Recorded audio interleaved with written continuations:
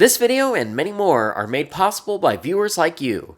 If you enjoyed, please consider liking, subscribing, and supporting via ko-fi.com/BrandonTate77. Hey everyone, it's Brandon, and welcome to a video that I have been very much looking forward to and also a bit nervous for, my Ask a Music YouTuber Q&A. I want to give a huge thanks to everyone who submitted questions for this video, though I do want to say my definition of questions that I did count for this video is quite broad. A lot of these are things that I have been asked repeatedly over the years, and I was just never in a situation that I could adequately, or well, maybe just take time to just lay out stuff as I needed to. But I did keep a mental note of as many questions as I possibly could to fall back on, to include in this video, because many of them are things that I do want to address relative to being a musician on YouTube. Other than that, all the questions that I did receive for this video were submitted to me anonymously, either through direct messages on other social media or through the NGO link that I put out in advance of this video. And that's to be, I will certainly respect the anonymity of those who are submitting. Lastly, in particular, I want to give a thank you to my channel subscriber, Eric, who you've seen under the name Whale Sequence here on YouTube. He was the first person that elected to be a part of my monetization here on YouTube, and I dearly thank him for that. You see him in the intro pretty much of every video that I do nowadays. But he also dumped a comment full of questions on my advanced video for this project that I wanted to include just for his support. I'm otherwise not going to drag the intro for this video out too terribly long, so if you do have any particular questions you want to jump forward to or come back to with how I answer them, there will be timestamps for every single answer in the description of this video. As you may see on camera here, I have my handy little tablet here where I wrote every single question out as long as some particular points I wanted to address. So let's get into it. First question, what got you into playing music? So I started music in 2007, where there were a couple of little known games you may or may not have heard of called Guitar Hero 2 and Guitar Hero 3 that came out that year on the Xbox. And I was an Xbox kid growing up, so I was having a blast doing that, just playing the same songs over and over again in my basement. But then I got to a point where it was kind of getting really boring playing all those songs on Guitar Hero all the time. So I was just like, what if I go and try the real thing? And so then also in 2007, I asked my parents if I could have a guitar. They put my first acoustic guitar in my hands, which I still have to this day. And then eventually I kind of just fell out of Guitar Hero and just kind of never looked back and played the real thing. Though I guess I should say there ultimately is a certain irony to me getting bored playing Guitar Hero in my basement as a kid. And then, well, look what I'm doing now. However, I didn't stick around with six-string guitar too terribly long, maybe about 2 years, where I just kind of didn't really understand the instrument all that well. And come high school, my high school band teacher knew I was kind of getting started with music and said, hey, we don't have a reliable bass player. We're coming into jazz band come the turn of the semester in January. You want to come play in the jazz band and play bass with us? And so in anticipation of that, I got started on bass guitar for a couple months. And if you go back and look at the very earliest cover videos that I put up on YouTube, bass guitar was kind of the fundamental for me getting started on music, just really in general, and I've always held on to that since all those years. Additionally, just a little bit before the middle of my senior year in high school, I got into DJing. This has kind of been the one thing that I'm not the best at, but I keep it in my back pocket for when it matters the most. So along with doing bass guitar, I was doing DJ stuff where I was on the student council my senior year of high school, and they purchased this very impressive tractor DJ rig. But the funny thing was, no one in the student council knew how to operate it except for me. So I did just kind of fall into that role. Additionally, as I was DJing, I did receive a bit of mentorship from he went under a couple different stage names. Ultimately, I think he was best known as Creatures Ferris or Chris Ferris, who at one point went on to star on MTV's X on the Beach. But sadly, he is no longer with us here today. And so along with just having this DJ thing as something in my back pocket as a musician, I do keep it going in honor of him and the help he gave me to get this started. And then really just in the course of doing this whole YouTube thing, I have just started introducing all sorts of different instruments, as you've seen over the years with the various forms of cover videos that I've done, and now in some cases going back and redoing other cover videos, especially since I've been taking guitar more seriously, but also really taking an experimental angle and looking at instruments that aren't as common, say as bass guitar and six-string guitars nowadays, which obviously is just something that I absolutely love to do on my channel. Which all perfectly leads into the next question, why did I start YouTubing? So the main reason why I started YouTubing that I really do not like to talk about and I don't want to speak on too hard, I was in a place, probably the lowest at my low, and this simply was a way for me to direct my focus and pull myself out of the funk I was in. But on a more fun angle, prior to 2020, when I kind of really started to upload more frequently because what else was I going to do that year? I had a job at a couple elementary schools where I was able to create my own position where effectively I was doing children's TV programming on a daily basis. And so kind of functioning as like a YouTuber, but kind of in a closed circuit, if you will, just within the confines of these elementary schools. A lot of what I taught myself over the years through making these daily videos just naturally translated really well into what I wanted to do more with YouTubing stuff. And then the next piece of this, which again, I will say is very much my own personal opinion, is that if you want to be a musician and you want to take yourself even somewhat seriously doing that, being a musician, you have to engage with social media on a consistent basis. And so YouTube, in combination with other social media platforms, really has just been the best way for me to do that. That's also further to say that I treat my YouTube work as an evergreen resume where, again, if there's any sorts of new exciting opportunities that come up, I have a whole catalog of readily available material that people can just pull up and see on reference, be that the cover videos I do, the long videos talking about research topics, or even my live performances. And especially with having this YouTube stuff on hand, if I go to explore opportunities playing music in just kind of my local area here in Denver, doing all of this has saved an immeasurable amount of time for not just myself, but for people who are scouting for musicians to work with. And I think it can be an effective way if you're trying to get started with something, you can fast track yourself a little bit. Oh boy, this next question I have been dreading to answer because it's complicated. How do I record my YouTube videos? So I have looked into this, I've thought about how to do it, and my determination is that there is no absolutely in-depth way that I could ever go about explaining this because, to be fair, I've really learned how to overcomplicate things for myself doing this, and my total in-depth explanation would not be suitable for, say, beginner viewing. Thankfully, though, I do believe there is enough material to get started elsewhere on YouTube, tutorials and the like, that you can pull up and are more than adequate to get you started. However, there are some in-depth details that I can speak to, and let's go ahead and lay those out. So I have a couple different kinds of videos that I do nowadays, namely being my cover videos. That's been my bread and butter since I got started. When it comes to recording the audio for my cover videos, Reaper is my digital audio workstation of choice. Just has been really easy for me to get into. Everyone's gonna have their preference for DAWs, so pick the one that works the best for you. Right within reach on my desktop, I do have a dedicated folder with a blank project file on hand that I've just continuously added on and improved on,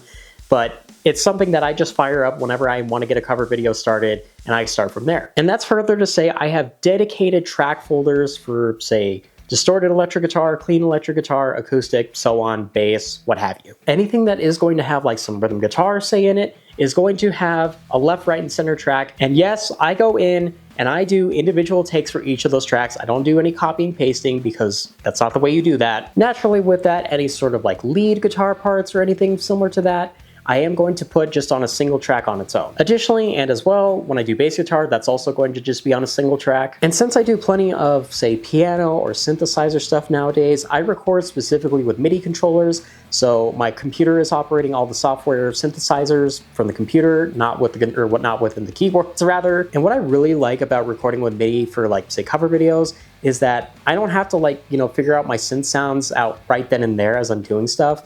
I can take some time in advance or maybe go back later in post and figure out what I want to put on for a synthesizer as needed later. And then perhaps, most importantly, I import the audio file of whatever song I'm looking to cover right into Reaper on its own track. Now you may be wondering, how do I acquire these audio files before I import them into Reaper? I buy the artist's music digitally. That, in a day where we've got all these streaming services that pay fractions of a penny on the dollar, buying music digitally is a fantastic way that you can support your favorite artists. I will probably say that the old piece of technology at this point that I'm still hanging on to is a dedicated MP3 player. Getting back on subject, along with importing the audio file into Reaper, I do try to set them to a click track if I can, where possible. Unfortunately, not all audio files are created the same. Some files kind of start on a consistent tempo and then they kind of derail, and then your click track is like totally off. That's okay. At least as far as it goes with setting these audio files to a click track, you can give yourself a bit of a buffer before the song starts, so you're, getting all your camera set up and be ready to go. From there, there is a number of different, say, EQing and other effects that I do across every single track. Again, that's where I don't have the adequate brain power to go ahead and explain this, nor do I feel I'm necessarily qualified to do that. there's lots more recording engineers who are here on YouTube that can better explain that all. I'm sure you've seen, if you've watched plenty of my cover videos, I have about 4, sometimes 5 cameras all running concurrently. There is my Canon T6i, which is my main camera, and you're watching this video on. I have an old phone, which is just kind of like a Samsung Galaxy. I think it's like a Note 8 or something that I use kind of for my long angle of like the instruments, as you see, you'll see it on the side here. I use my current phone, which is a Samsung Galaxy S21 Plus, which is kind of the high angle alternate view that you see of my cover videos. I have this little DJI Go camera, which I use kind of like as my headstock camera. And then sometimes, but not always, say if I've got anything on the pedal board side that I need to do and show on video, I do just have a dedicated digital video camera that I just line up and shoot that video with. When it really comes down to it, there are 2 ways, I guess, that you can record yourself playing an instrument if you want to post it on YouTube. The first being the multi-camera method, which I just described because I've been using this method since, again, I was doing those elementary school jobs where I was doing video work. And so I'm just used to using multiple cameras, and I kind of just enjoy that because all the footage, if you're trying to like do transitions or anything, it just looks a lot better to me. Number 2, you can take a camera and set it up at multiple angles, and you're effectively recording different video takes for the same audio, which again is totally valid. I just find it not to be the most time efficient way to do that because you're having to sit there and record, multiple takes of the same thing. Whereas if you do the multi-camera thing, you can get all of your stuff in one go. And to me, that's considerably less cumbersome to eventually put together in a video editor. Then there are my long form videos, which mainly are scripted videos for things that are like my music instrument builds that I've done in the past, or doing things like research into music theory and technology pieces that I'm interested in, or in the seldom case such as this, just off-the-cuff videos that are not so scripted. I will absolutely say, if you are going to look at doing videos where you have to appear on camera reading a script, absolutely get yourself some sort of teleprompter that mounts to whatever your primary camera device is. Trust me, it will save you loads of time in editing. And the reason why I've been able to do really more long videos in 2024 alone is because I invested in a teleprompter, and I really wish I had gotten one sooner. When it comes to video editing, I don't think it'll be a surprise to say that I do use Adobe Premiere Pro, been an industry standard for years, and there is a little bit of a learning curve to it per se, but there's also vast amounts of resources online for various sorts of topics that you can cover and cool things that you can do. I find myself constantly learning new stuff with Premiere all the time. Some I don't use consistently, but it's still cool nonetheless. When needed, I will import images and royalty-free audio as needed, unless, again, I'm doing a cover video. But whatever those are being sourced from, I'll give credit where credit is due. When it comes to the final product per se, all of my full cover videos and the full-length long-form videos will be strictly on YouTube. And then as a companion to whenever a full video is released, I do make a vertical cut, because we all look at videos on our phone vertically. But these vertical cuts are what end up on other social media platforms. And I do have a checklist of where I usually will post. But really the important idea with doing these vertical cut videos across other social media and also doing them as YouTube Shorts videos is that, hopefully someone out there sees the, the vertical cut preview. They're like, hey, maybe this is a video that I might want to check out. I hope you do. Please come give me views and watch hours. But hopefully that leads them into watching the full video then on YouTube. Next question, how do I choose what videos to make? So when it comes to doing covers on YouTube, I think the most important thing that you should look out first is, do you enjoy the music that you're going to be performing on video? Because if not, there's kind of no point in you doing it. And so really with anything that I upload, any covers that I do, I 100% enjoy that music and I stand by putting it out. The next thing I usually consider with a cover video is, okay, I like the music, but maybe is someone somewhere elsewhere on social media in the vast void that it is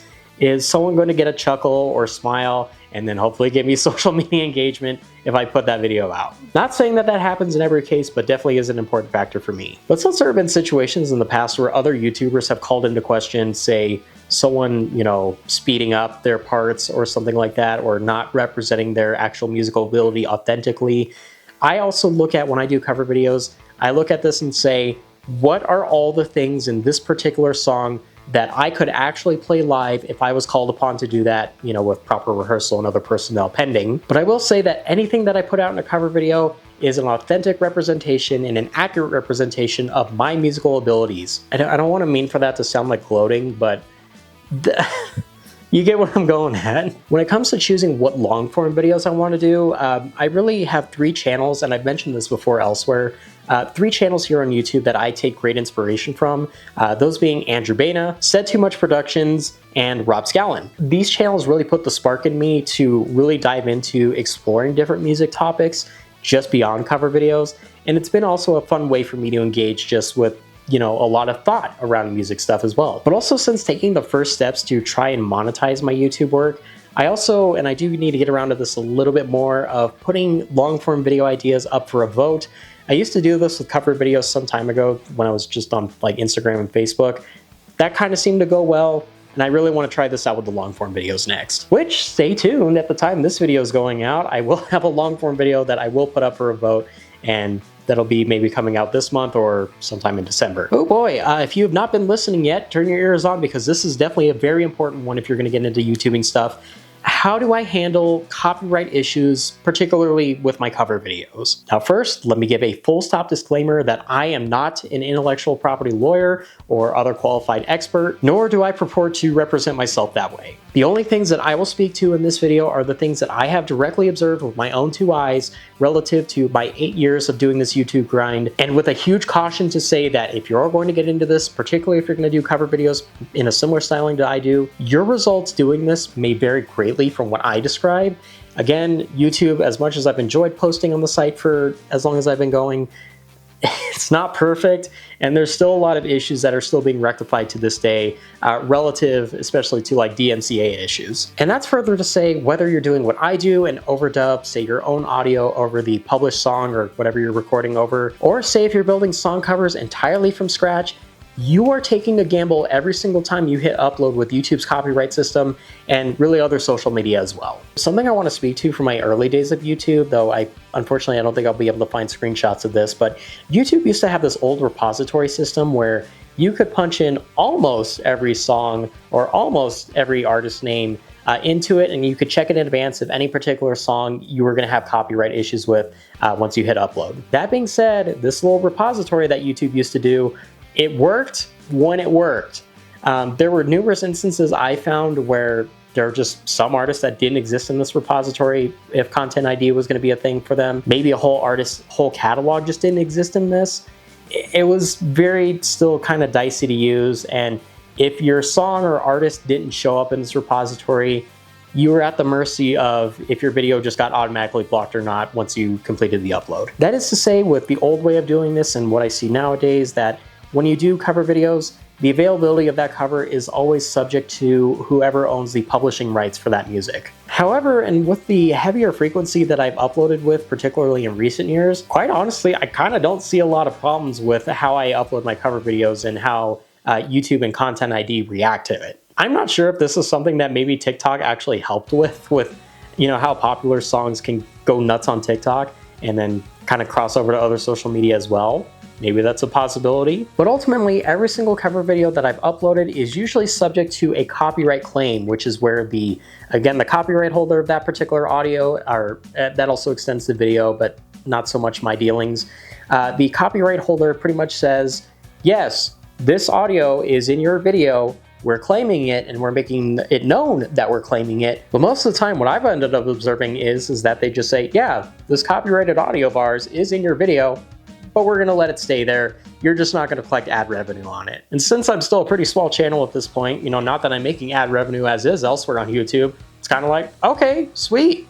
Glad my video can stay up. Now let me also mention, I have had videos that have been just outright blocked from viewing. However, how I see this nowadays is not as maybe severe as you would imagine. Usually as you're waiting on a YouTube video to upload, Content ID seems to just like kick in like instantly on if it picks up any copyrighted content in your video. And if I ever do have a cover video that gets blocked from viewing, it's really only just a partial block, which is to say it's blocked in certain countries. However, I have noticed a bit of a humorous trend whenever I do receive a partially blocked, say, cover video in particular, where most oftentimes it's only being blocked in 2 countries, and those 2 countries are Russia and Belarus. I'm sure if you keep up with modern geopolitical events in the world, that might clue you in as to why that's a thing right now.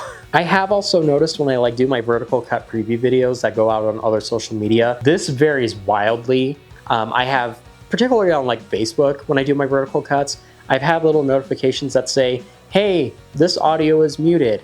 But then I always like double check with a couple friends who see the video and I say, is this audio working despite this message I'm getting? And they say, yeah. I have no idea why that's a thing on other social media, so again, your gamble. Something maybe else of note to speak to relative to copyright issues on YouTube is, I don't know if maybe this is like a generational divide thing, but a lot of what you could call legacy bands and music artists tend to be the more heavy-hitting ones when it comes to uploads of their copyrighted content on YouTube. And there's all sorts of countless discussion on kind of who to generally avoid if you're going to upload cover videos and the like.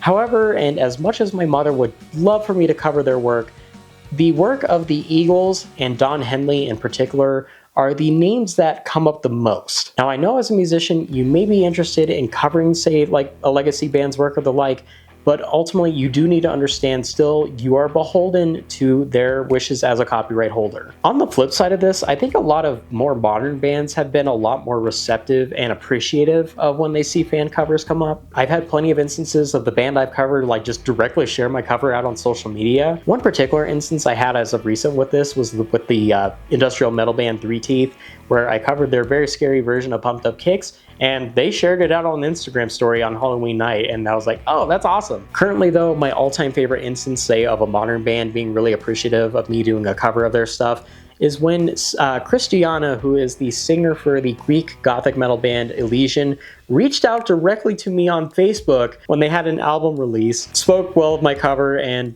was really grateful for that, and I've been connected with her as a result of that. All right, cool. With the next question here, I get to break up the serious question grind a little bit. Do I prefer bass or guitar? Now again, as I mentioned, starting on guitar in 2007, but I really got invested in music more starting with bass guitar when I got to high school. Again, bass guitar has kind of been at the fundamental of my music education, really. However, I think I kind of transitioned away from, calling myself a bassist and more just a general musician. Don't get me wrong, in its many forms, bass is still very much an essential part of music, but currently for me, it's kind of the thing that doesn't excite me to play the most. And with my constant adventures of getting into wacky stringed instruments more in the guitar range, I think I could say nowadays that guitar is more of my main squeeze, but again, pretty much with all my cover videos, the bass element is still going to be there. Next question, why did I choose to monetize? So again, I don't have monetization through YouTube proper yet. I hopefully eventually want to get there. But what I started with was doing a companion website called Ko-fi, which you can support by visiting kofi.com/BrandonTate77.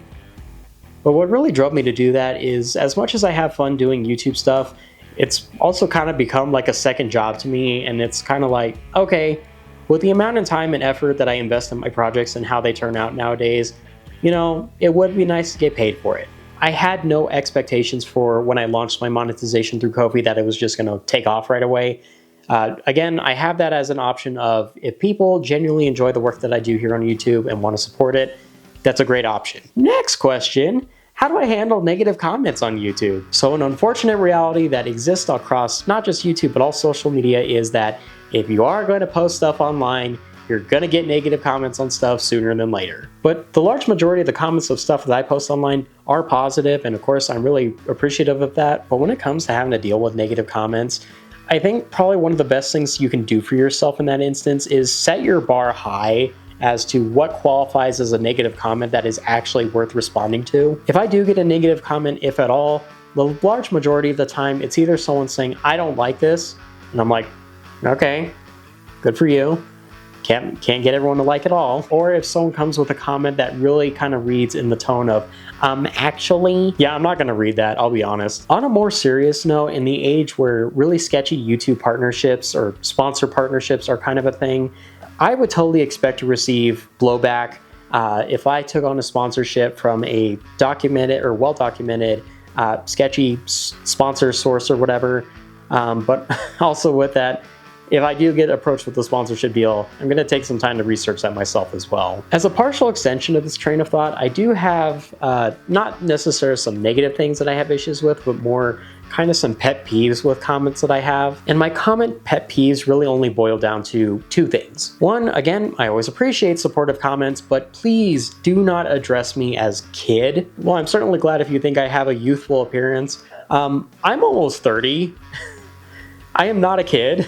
My second comment pet peeve is if someone, say, shares out a video I do and says, "Oh, hey, great video, Brando. Brando.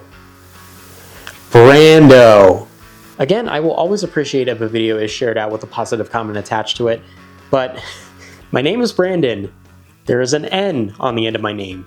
It does not stop at the O. Someone somewhere is going to take that way out of context still and assume me to be a total jerk. Okay, dicey question here. Have I regretted any videos that I put out? Look, it's real easy to look back on like my real old videos when I was a little more, and something maybe I'll speak to a little bit later with another question.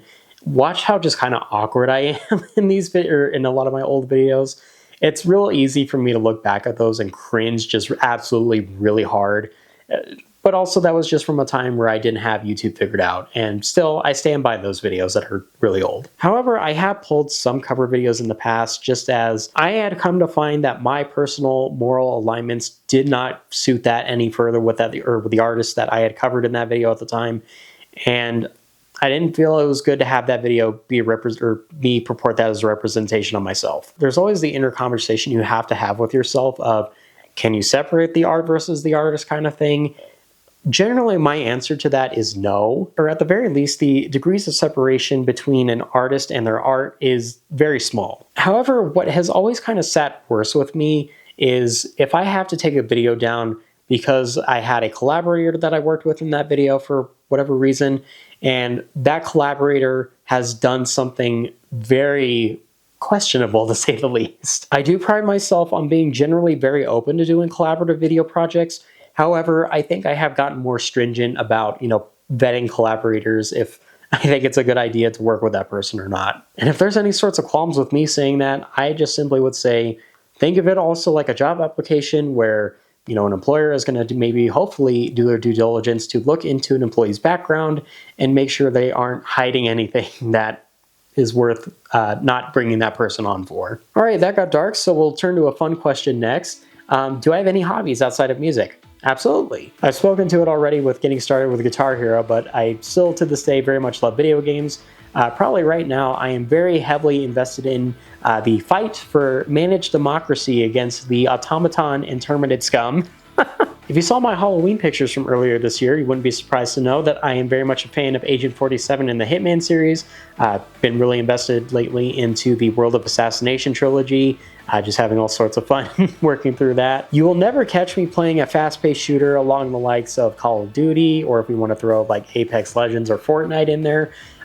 Rather, if it comes to like shooter video games, I very much prefer the slow-paced tactical shooter stuff. However, as tac shooters can always be very much a giant time sink, I think the best one that's out there that suited my needs right now to scratch that itch is Ready or Not, the spiritual successor to the SWAT series. I would also consider Ready or Not to be a horror game with the harsh realities of the world, but also very rewarding in its gameplay. And then perhaps to round it out, there is The Elder Scrolls V Skyrim, which is a game that I can only look at and say, I wish I knew how to quit you.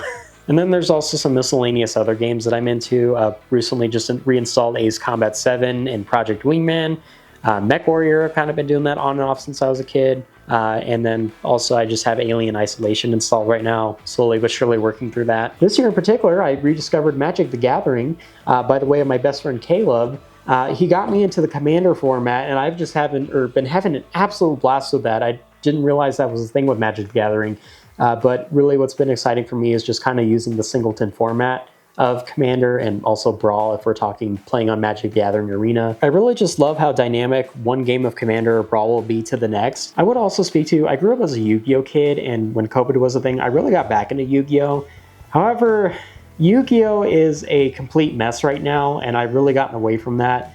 And since I discovered MTG Commander was a thing, I kind of haven't looked back. Through plenty of my past videos, I have made my love of sports clear, and I'll just go ahead and put a little graphic up here just claiming all the teams I love right now. And I try to keep my favorite sport teams as much as I can, but sometimes it's kind of annoying when they schedule games on the same day and time or whatever. And as well, I love target shooting. There's a little Nerf target that's on the opposite side of my studio that if I'm like knee deep in a video project editing, probably like this video would be, sometimes I'll take a little break to pop some Nerf darts over at that target. But that's also to say I do enjoy target shooting when I can with the, heavy duty stuff. Last question is also somewhat related to This next question, why the Chiefs and not the Broncos? So again, I've made it abundantly clear, particularly through a couple cover videos, that I'm a huge fan of the NFL's Kansas City Chiefs. However, contrary to this, and perhaps also to my mother's dismay, I live in Denver, Colorado, and in the thick of Broncos country. I started watching football in 2011, and I actually kind of spent that first year watching the Baltimore Ravens mostly. However, towards the end of that season, and then in 2012, is when I really caught on with the Chiefs, and I think it just really boiled down to I love the look of the uniform and kind of the cool history that the team had. Now, mind you, in 2012, they went 2-14, and I remember that year distinctly. But since then, it's been really great to see how the Chiefs have developed, and now we're living in the greatest era of Chiefs football. And as I can claim my fandom to the Chiefs for a decade prior to Taylor Swift's involvement with Travis Kelce and the team at large, I do just want to drop a little tidbit of knowledge that I feel is lost on a lot of people. Taylor Swift's involvement with the Chiefs is a good thing for the sport as a whole. It has brought a huge surge of popularity to the sport, which is always a good thing, and the amount of hate that Taylor Swift gets for showing up for, I don't know, less than a minute on a whole broadcast of an NFL game is absolutely ridiculous. Next question, what are my top 3 favorite bands or music artists? So I have an extended video idea for doing this at large for like all the bands and artists that are in my regular rotation. That list is like 20 bands deep. But if we're going to put this to a top 3, I think that would be very easy for me to do. In no particular order, I would put Kylie and Danny Minogue. Yes, I usually group those two together, just for inspiring in me a sense of how to love myself and how to love life. Lacuna Coil for inspiring a sense of confidence in me that I don't think I ever had previously in myself and wish I frankly had discovered a lot sooner. And then owing to the fact that I have made 3 vlog videos about my experience at their shows, Sleep Token. And in particular for me, Sleep Token has inspired me to realize that I can continue to break my own expectations of, okay, have I hit my limit of what I can do as a musician? Next question, best concert or show that I've ever been to? I think this one's a little harder for me to answer than the last question because pretty much like the best shows that I've been to have all happened within like the last 2 years. There is in 2023 when Lacuna Coil came to Denver, and at the very end of their set, Andrea Farrow took my phone out of my hand and started filming.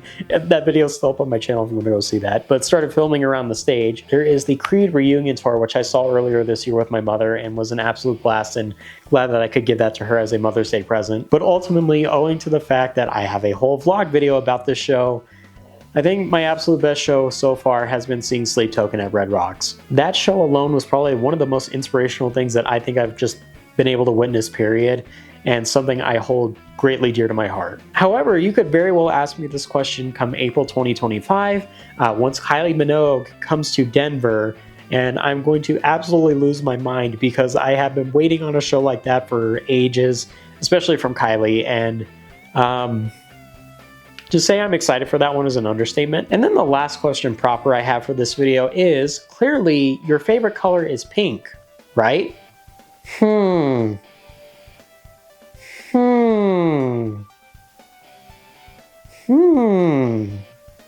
know, I was kind of getting worried that that wasn't catching on with people. Kidding. Yeah, pink is definitely my favorite color. And I think that's one of the best things that I love about my studio is having it painted at pink. This has been something that's been just totally good for my vibe as a musician. Again, I've spoken to watching a lot of my old videos and just kind of watching how like uptight and awkward I am. I don't know if that's maybe it's still the same nowadays, but I feel like I'm a lot more loose and know how to enjoy myself doing these videos solely because of this pink room. And nowadays, if I usually ever look at going to play out live, yeah, I'm probably gonna wear pink. Something I think is also important with that is I find a lot of like everyday men's fashion nowadays, just kind of common trends of like using just neutral earthy colors is very boring to me because it's like we've been let's change it up. And I think pink is great because of just how in your face it kind of automatically is, and it's a very bold color as well. So yeah, absolutely love pink. Do not regret rocking it one bit, and absolutely do not regret painting my whole studio this color. Now to end this video, there actually is a particular criticism that I got in the form of a comment. Maybe it was a negative comment, but again, as I've spoken to, setting the bar high for what counts as a good negative comment to actually respond to. I think in this instance, this negative comment that I did get is something that I do want to respond to. And while my points of response to this particular comment are really just things that I do disagree with how this comment was done. I do feel in this particular instance, it is a good way for me to talk about why I do this or some of the things I do. So just for some quick context here, I am going to show the comment on screen and read it out loud. I am going to blur the person's name out because again, I don't want to be this like a target or harassment thing. That's never cool. But this was a comment that I got when I shared a video out, one of my vertical slices, just out on Facebook. Again, there's all sorts of different like Colorado related music groups that I'm a part of that I usually send those videos out to. But let me turn it sideways here and we'll go ahead and read this. This reads, "Dude, it's cool you make videos, but the whole influencer checklist thing is so annoying, especially when you are routinely posting these. I don't want to be mean, but it feels like you don't see the reality of this. Like Einstein said, insanity is repeating the same thing over and over, expecting different results. IDK, or I don't know, I could be wrong, and maybe there's a different platform you have tons of views and likes on, but my opinion is stop focusing on your gear and start focusing on fun." Granted, I did not ask, but I'm not sure what this influencer checklist thing is necessarily about.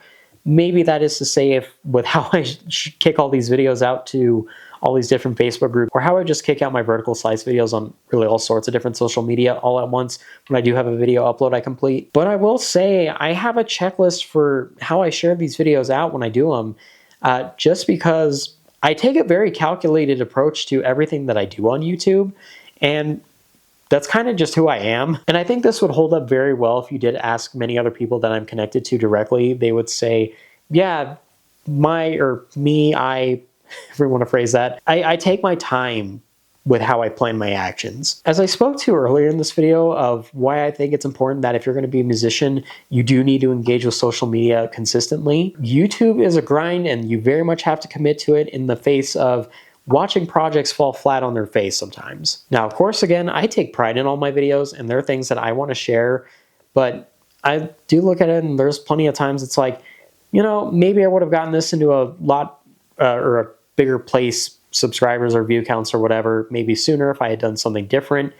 But I try to implement those things now, and it's something that I want to continue driving at. Speaking to the point of, did I ever tell you the definition of insanity? There certainly is a regular enough formula that I do follow with how I create my videos, but something that continues to keep the excitement going for me with doing YouTube videos is still, every video is going to have its unique challenges for how it can be executed. And that can be something along the lines of, say, if it's a cover video, oh, hey, this song has this particular part. I may not be able to play it right now, but it would be so cool if I could play that part and get it together so that I can perform it for a cover video. Or in the case of doing like a scripted long form video, going out and saying, hey, there's a really cool topic that I'm interested in that I want to cover that I think is important.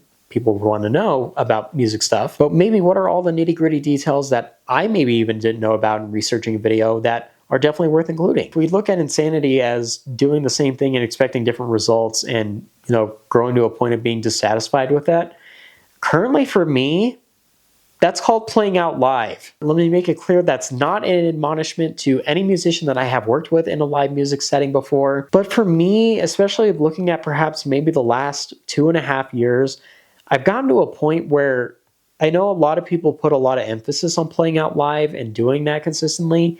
However, for a number of reasons that maybe could be a whole video subject of its own, playing live does not do a lot for me nowadays. A great deal of why I kind of really have gotten hesitant towards playing live anymore is I live and die by in-ear monitors. And if that's something that's going to be not a factor for me to be able to use when I go play live, I'm not going to look at that or whatever that opportunity is for playing live really seriously. Another reason I look at doing live stuff and not such a great light anymore is despite me using my YouTube channel as a vehicle to try and show that, hey, I am interested in all sorts of different instruments and I try to show this as a way that I can play all this stuff live if I needed to. This has been declining in frequency, but if I do get asked for playing live stuff, it's usually going to be for bass guitar. Now again, I started on bass guitar, really grateful for what that instrument did to get me started with playing music.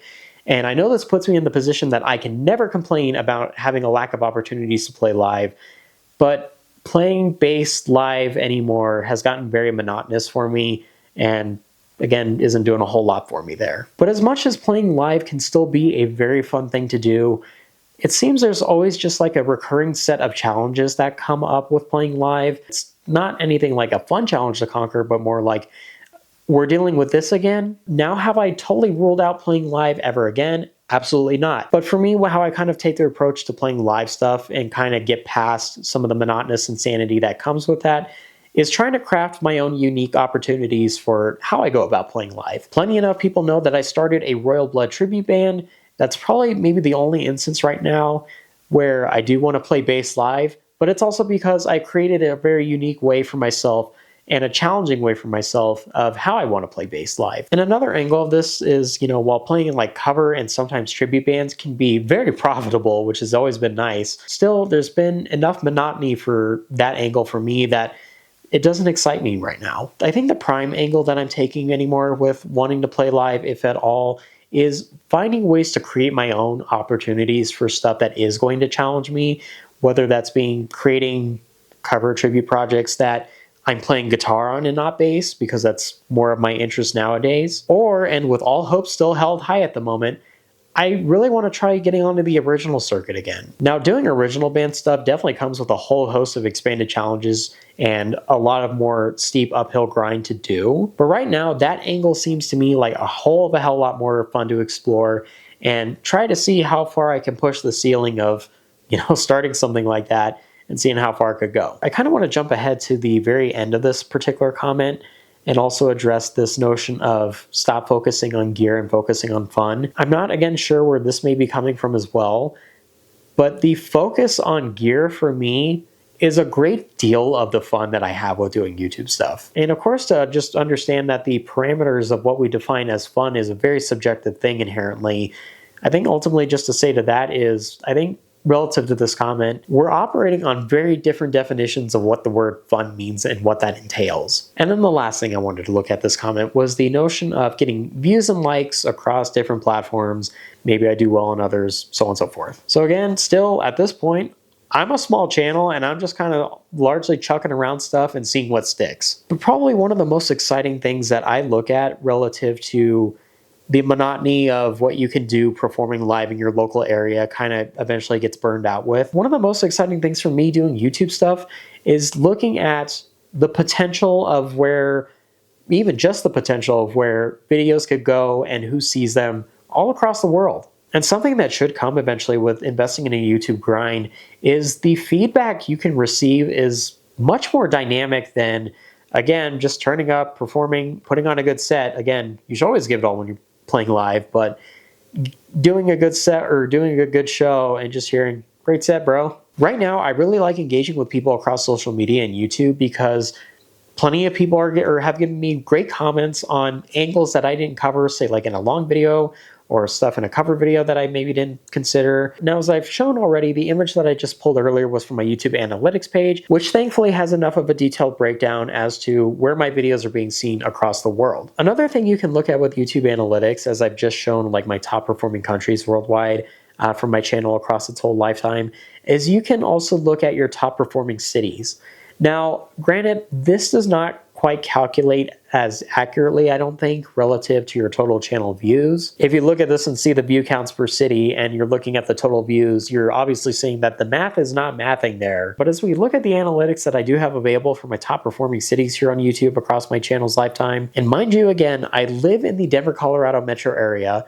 I have spent about 99% of my time performing live in this area. Yet again, if we take these YouTube analytics at face value, Denver is barely inside my top 10 performing cities on YouTube. And let me be clear, I don't want to frame this as a bad thing. I don't think it's a bad thing. I actually think that's perhaps a quite exciting thing, actually. What this again signals to me is that, yes, while still, despite being a very small channel that has been very slowly grinding this out for 8 years, there is still a really solid potential to break out into different markets, even for places that I've never been to or maybe even never go to.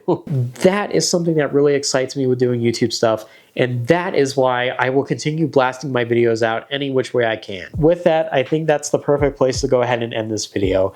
Again, I want to thank everybody who participated in this Q&A. I've been really wanting to go at this for a couple of years of doing something like this, and now I've been able to do it. And absolutely, if there's follow-up questions to this video, I would certainly love to look at answering those as well. It may be some time before I actually, sit down and record a video like this again, because this was a long video to record. But as always, I greatly appreciate the general love and support I get for doing these YouTube projects, and well, at least for now, I'm very much invested in continuing to do them. I've got quite a few videos still planned for the end of 2024, and I think it's going to be a great combination of stuff to cap off an excellent year with. And with all that said, I will see you in the next video.